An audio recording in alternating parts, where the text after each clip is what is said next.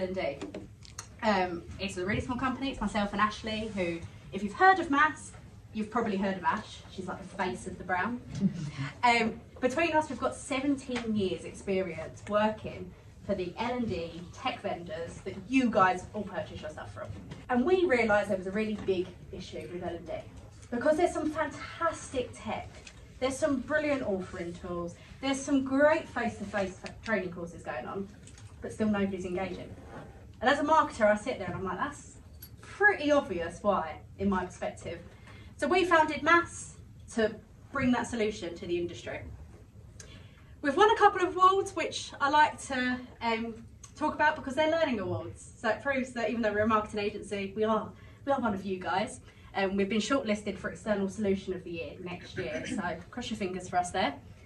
But really, I want to start by talking to you guys. How would you describe your audience? So I heard a few people speak to you guys at lunch. They're unengaged, aren't they? What else would you say defines your learners? They're just too busy. Too busy, time's always a big one. Anything else? Skeptical. Skeptical, I like that. Learned helplessness. Helplessness, I like that. Mandated. Mandated. Has anyone got anything positive to say?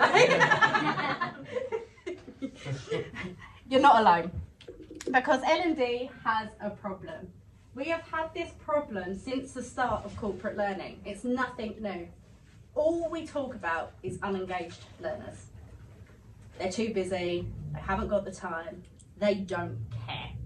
That's really what it comes down to. But we don't think we've actually got an engagement problem. You're all going to be like, what are you talking about, Hannah? Yes, I do. My LMS tells me nobody's engaged. We have an awareness problem. How can you engage with something that you haven't got a clue it exists? So you will all probably be familiar with Josh Burson. And he created this infographic back in 2014. That was 8 years ago now. Saying our learners, the modern learner, which is quite funny looking at 2014 and modern together.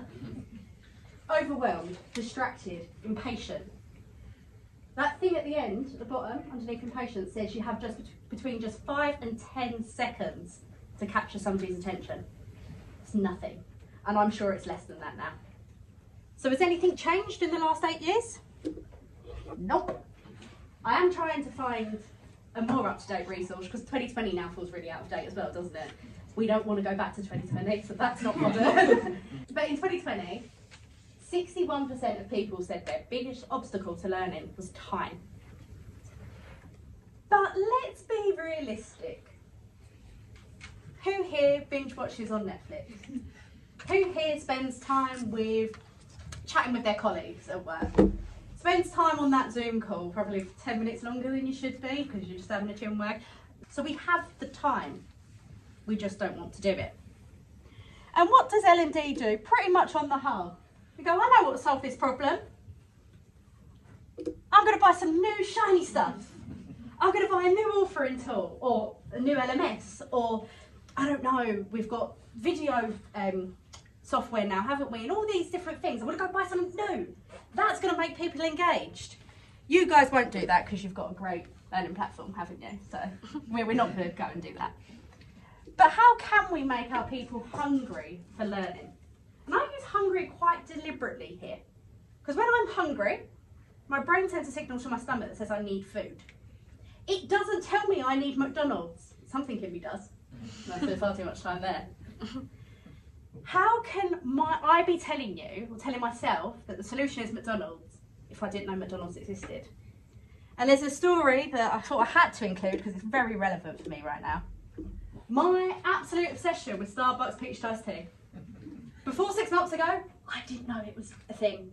Didn't exist in my world, never tasted it. Now I wake up at least once a week and think, oh, I really want a peach iced tea today. I really want one. I couldn't do that 6 months ago because I didn't know it existed. So how can we make our learners feel like that? How can we stay on the top of mind for our audience? And that's where marketing comes in. So I want you all to have a think. When was the last time you woke up in the morning and thought, I really really hope my company solves the skill gap crisis today. That's really what I want. Or really hope we're GDPR compliant. really hope the shareholders get their bonus. You don't. You don't feel like that because that's not how you're motivated. And that's why L&D need to stop making these assumptions. You're guilty of it, I'm guilty of it.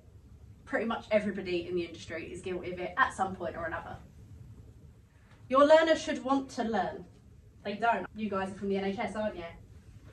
They don't want to learn, they want to help people.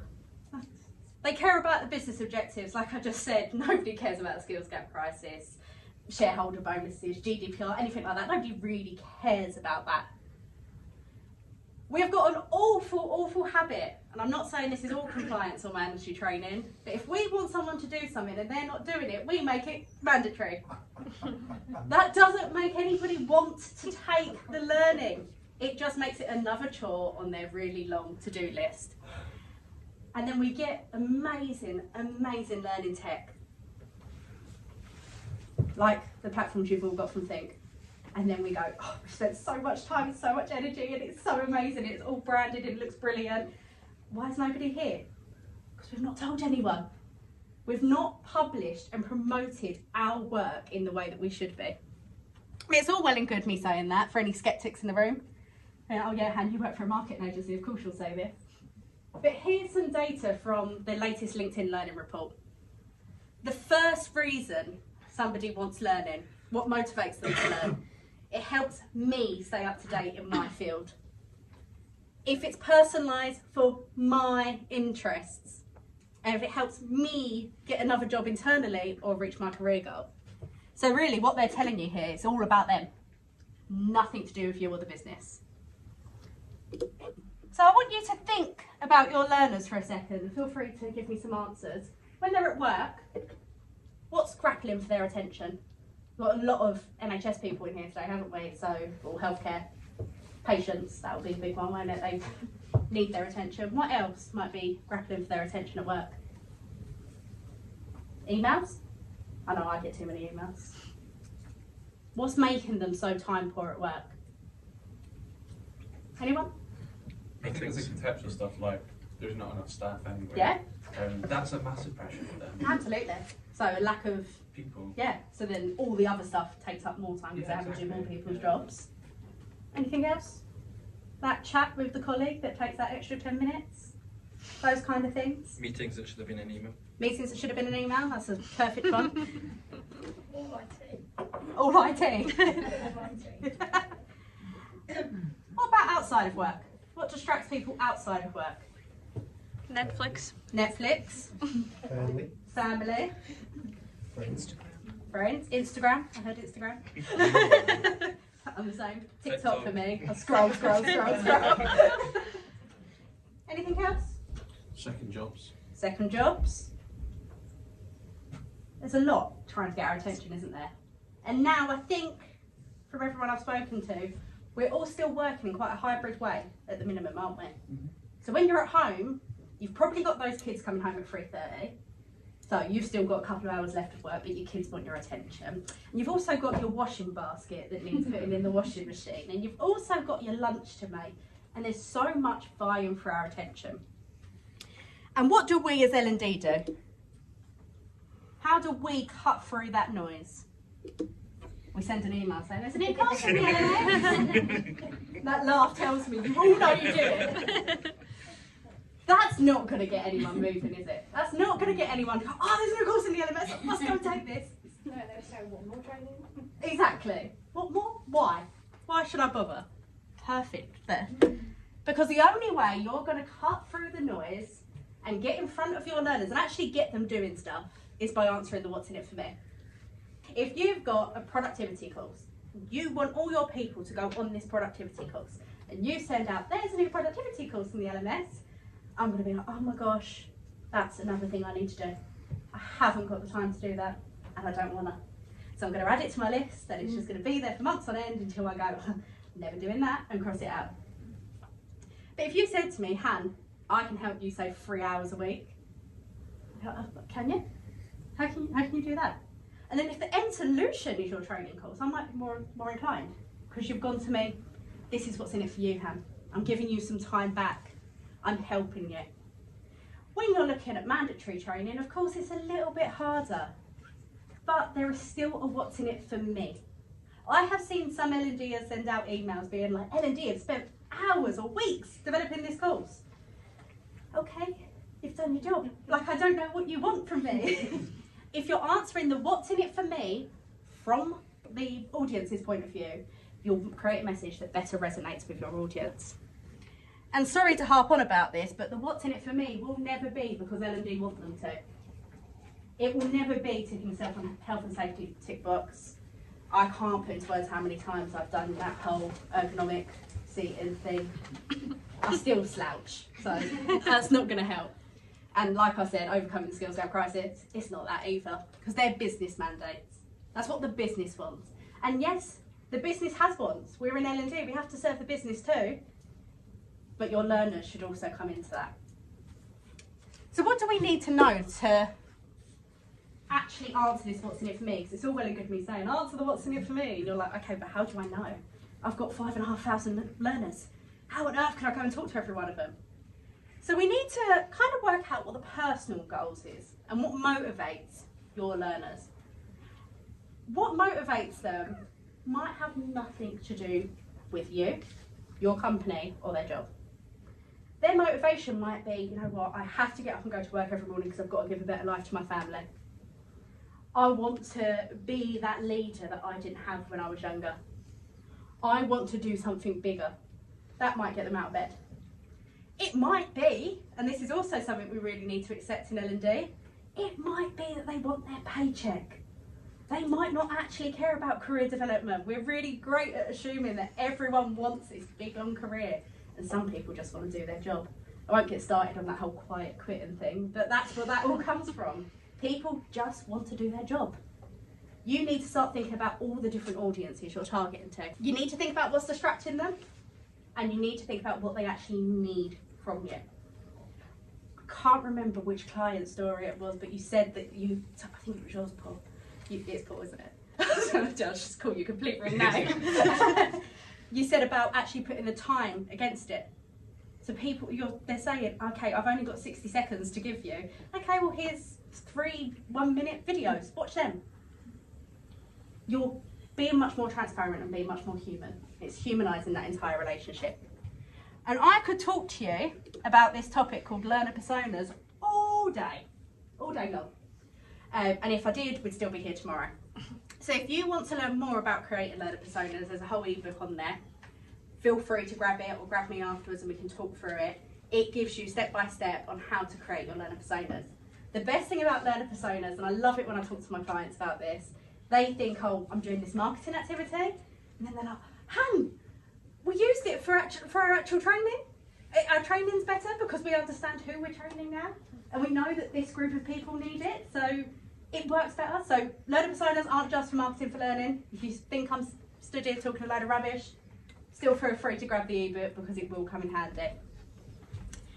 But ultimately what I'm saying is we need to answer the what's in it for me to get better engagement. So how do we bring all this together? Well, if you were paying attention earlier, it's not going to be a surprise. It's marketing campaigns. It's actually promoting what you guys do. You guys do such a phenomenal job. Let's push it out there a bit more. But I need to start with a caveat.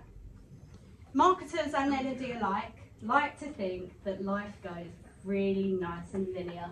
Somebody opens an email and then they click through from the email. Then they go on to the LMS and they complete the course and everyone's happy and they know everything they need to know. It doesn't work like that. You need to be constantly front of mind, and this is a snapshot of a B2C, so a business to consumer journey. All of these arrows, and I know you can't read them all, it's not a great image, are different touch points that businesses are making sure they stay in front of mind for their audience, and we need to be doing the same with our learners.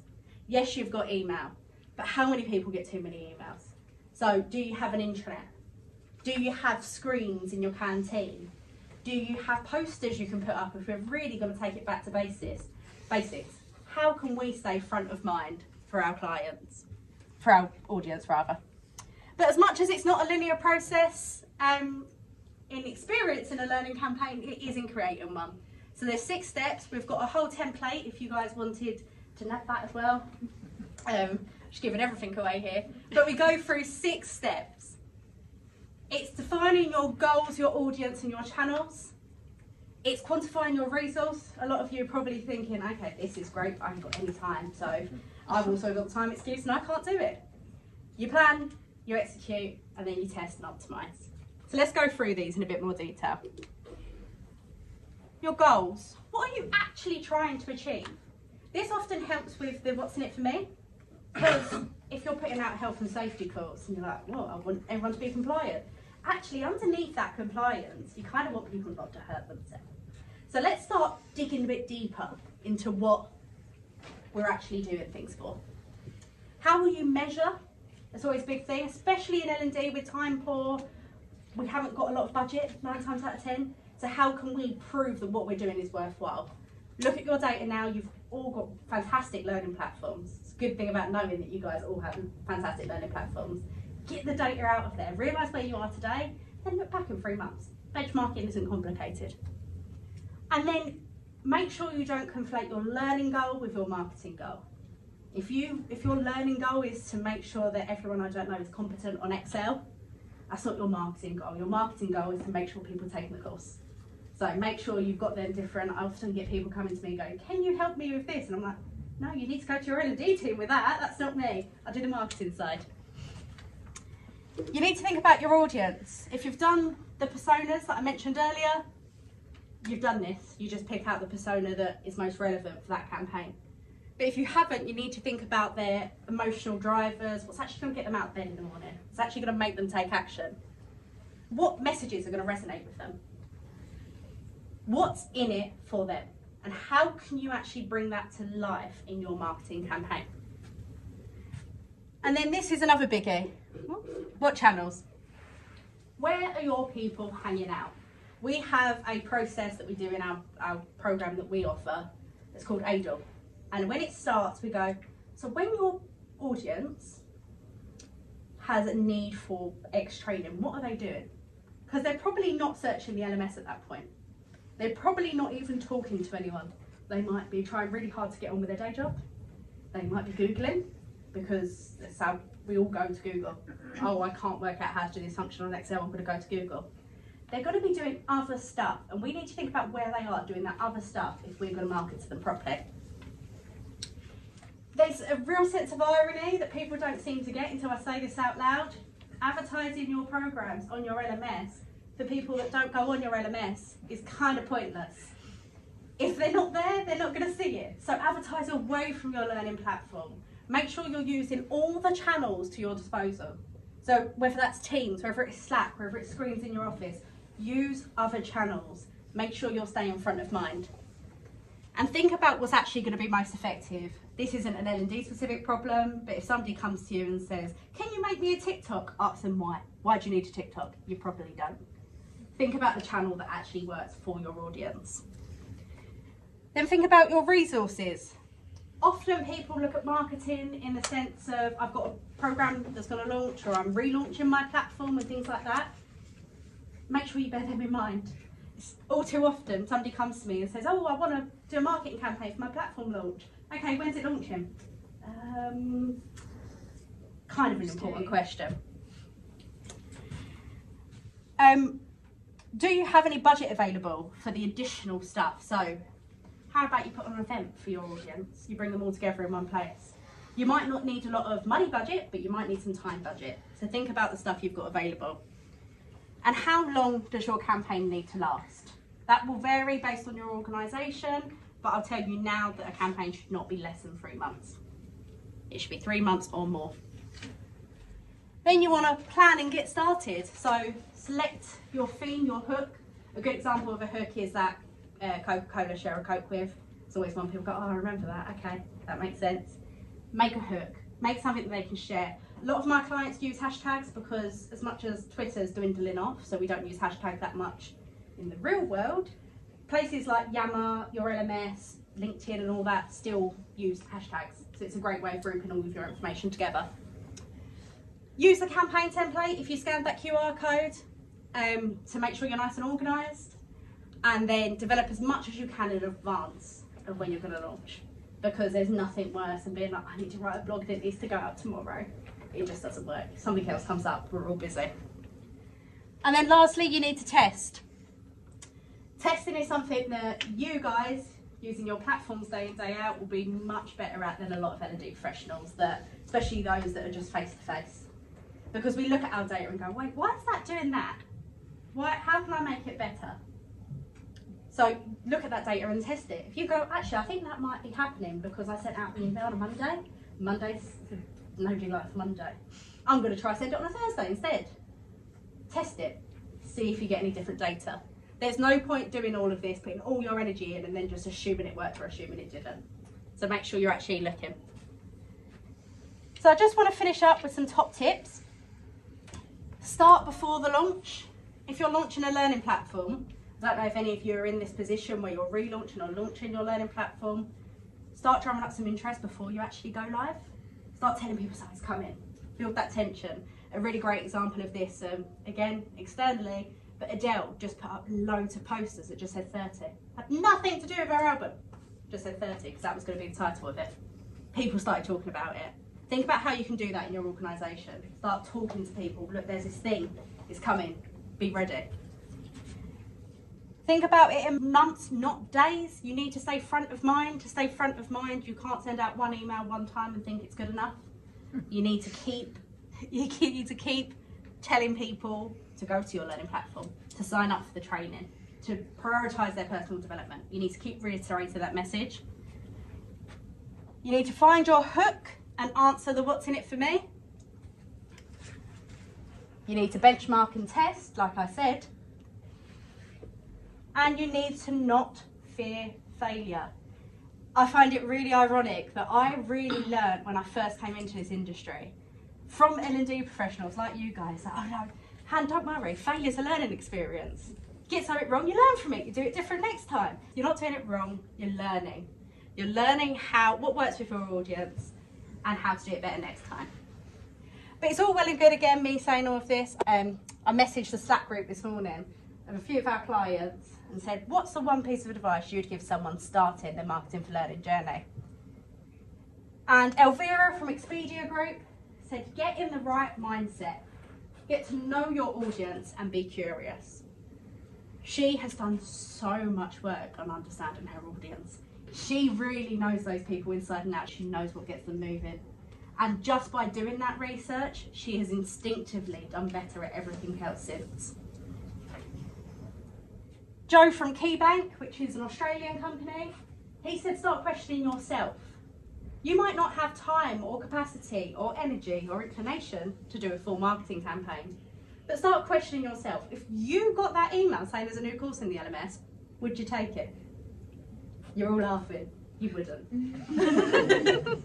So why are we sending that email? Let's just start kind of second guessing ourselves a bit more, thinking a bit further ahead and going, okay, I wouldn't answer that, so let me do something a bit better. And then going back to Expedia Group, because clearly they're the only ones that use Slack, because I literally sent it to them about 2 hours ago. Roy said, be in it for the long game. Marketing is not a short-term win. It's something that people often overlook because you see an advert go out and then loads of sales come through and yay! That's not how life works. Marketing is a long game. Repetition and consistency are the two big things. If for some unknown reason you want to hear me rattle on anymore, we've got a podcast. It's actually a year old today. I didn't realise that, but it is. So there's loads of stuff on there. I talk through loads of different topics. We get really great guest speakers. So feel free to check it out. And I'll stop prattling on now. Anyone got any questions?